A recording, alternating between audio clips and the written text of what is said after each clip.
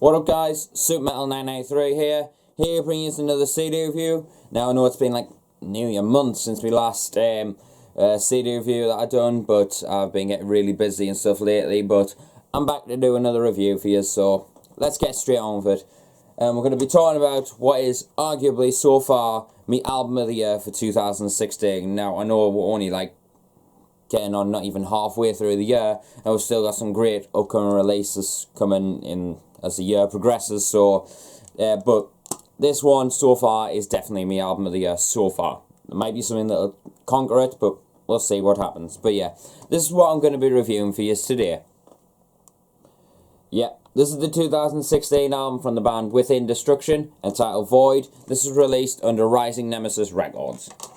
Now, loads of you won't be familiar with this band, but Within Destruction, they are a Slovenian-based technical deathcore band.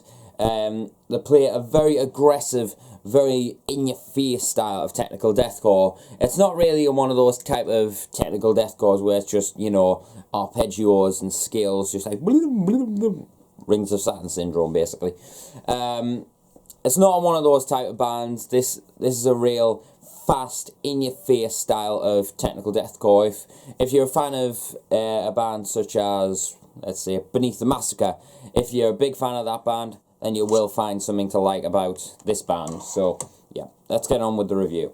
I came across this album because I was searching around for some new music, and I came across the band's name Within Destruction, and the album artwork obviously displayed, and it was getting a really good bunch of reviews talking about intensity and sheer brutality and relating it to a lot of different bands and stuff like that, and I was like, this kind of tempts me. So I went on YouTube and checked out one of their songs. I can't remember what song it was off the top of my head. I think it was the song featuring Adam Warren from Oceano, entitled An Unforeseeable Anomaly. I think it was that track. And from the moment I put that song on, I was just like, this is some really heavy fucking in-your-face shit. This is what I like to hear when it comes to technical deathcore, or even just deathcore in general. And I was listening to it, and I really, really enjoyed it. And then not too long after that, I think it was not too long after the album's release, the YouTube channel Slam Worldwide, link in the description, put a stream of the entire album on YouTube, and I think there's another stream somewhere else, but I'll leave that one in the description. And I thought, okay, let's give this album a proper listen. And I put it on, and the intro was quite silent, quite ambient, and I was listening away, and then I was like, this is going to rip me face off. This is really going to rip me face off. I'm waiting for it. And then the first song, like the first proper song, is the second track, Void, kicks in, and the intense double bass drum kick in there, and that sheer monstrous growl comes in, and you're just like pushed against the wall with sheer intensity and diabolic brutality. And I was just like, yep, this is going to be one hell of a ride. And it is. This album is an absolute monster of a record. In all honesty, there's a lot of deathcore albums that have been coming out in recent years that have been great, don't get us wrong, but they've lacked a bit of intensity, because it's kind of replicating something else, if you know what I mean. Like, trying to sound like this band, trying to sound like that band. But with this album, I kind of get the vibe that the playing technical deathcore, but that's the way it's naturally come out. Like, they're not saying like, oh, we're a technical deathcore band, let's play technical. It's just saying, okay, let's play something that we enjoy. And that's what the vibe I get from this album. And that's why I think I love it so much. That's the kind of vibes I get. I'll get the production in a second. The drum work on this album is fast, in your face, very punchy sounding, and pounding. There's a lot of fast pace on this, which kind of reminds us a bit of Infinite Annihilator when it comes to the fast parts. Maybe not as technical as Infinite Annihilator, but it's still fast and in your face like Infinite Annihilator was, and I definitely get that vibe when it comes to the drum work on the fast parts. But when it comes to the down-tempo-y kind of stuff, like the breakdowns and stuff, it really reminds us, it doesn't go like ridiculously slow, like 1 BPM, for example, so don't expect that on this album. But it goes into a bit of a really hard-hitting, pounding, kind of fit for an autopsy, Beneath the Massacre kind of mashup when it comes to the breakdowns. And I think that really adds a lot to the sound of this album, because the production is quite a bright sound, that's well production, but it's still got a raw, punchy atmosphere to it, and a great sense of just being ripped apart, basically. That's where I get. The bass is sounding pretty awesome. Like, there's a lot of clarity to it, which normally I'm not a fan of clarity in like a bass note where it's all clicky and clunky, but you can still feel the heavy vibes from that bass drum. You can hear it cutting through the mix perfectly. It's not in your grill like, say, I can't remember which album was it, Torture by Cannibal Corpse. It's not like that. It's well endowed into the mix, and it really sounds fucking huge. And I'm coming out there. Oh well, what can you do?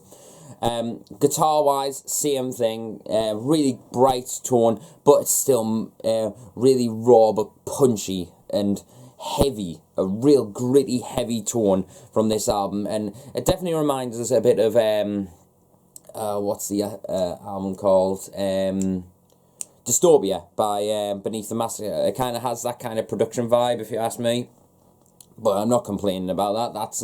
That album is one of the best in technical deathcore mixes, in my opinion. But anyway, the mix is absolutely fantastic on the guitars, and the guitar work and bass work is quite fast-paced, kind of has a bit of a Flesh God Apocalypse kind of vibe with a pick and action every once in a while. There's some great lead work on there as well. There's even a lead guest appearance from Dean Lamb from Archspire on the third track, Plague of Immortality,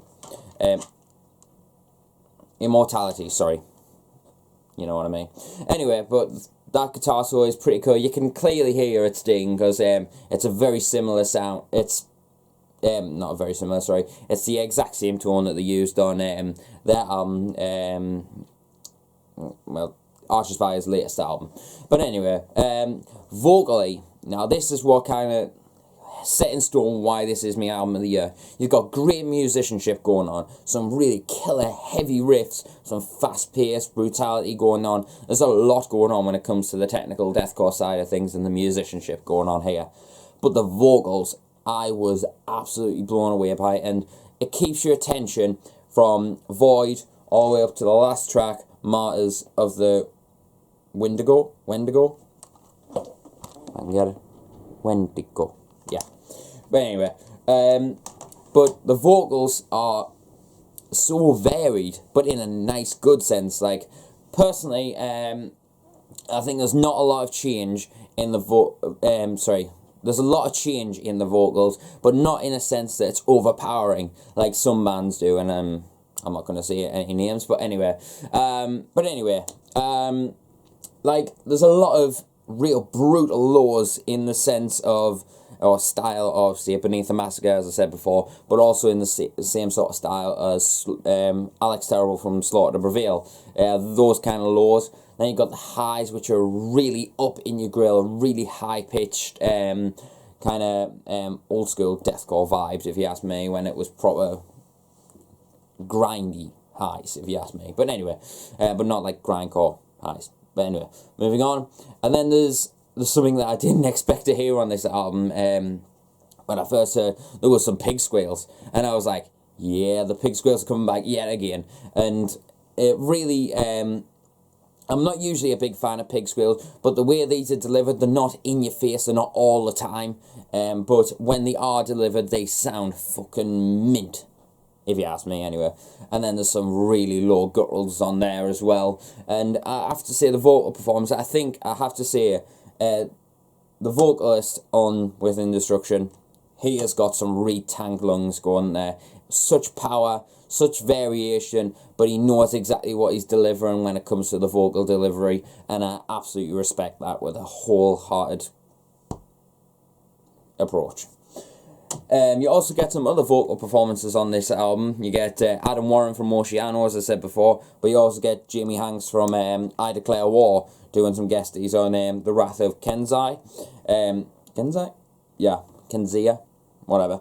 But there's some great songs on here. Void, Plague of Immorality, a spiritual riff towards damnation.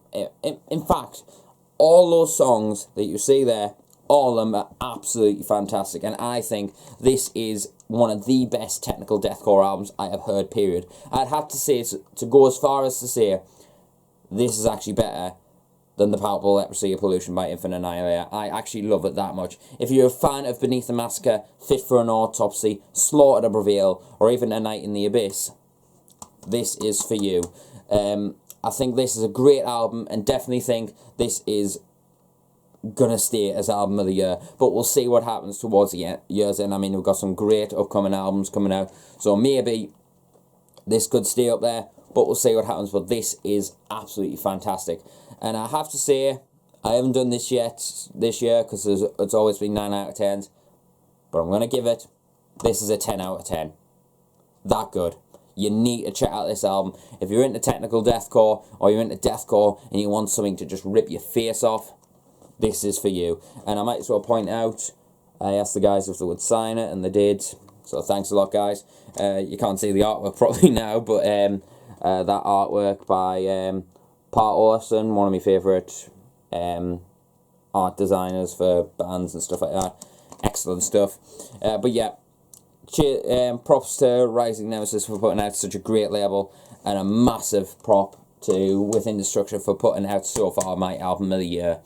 10 out of 10, easily. I'll leave some links in the description where you can pick up the album, check out their Facebook, merch. They're starting to do tours overseas, and more in Europe, and I don't think they played the UK yet, but we'll see what happens. But hopefully they come to the UK, and I really do want to see them and catch them live. So yeah, solid 10 out of 10. I'm hoping to get some more album reviews done over the weekend, but we'll see what happens. I've got quite a few to get over with.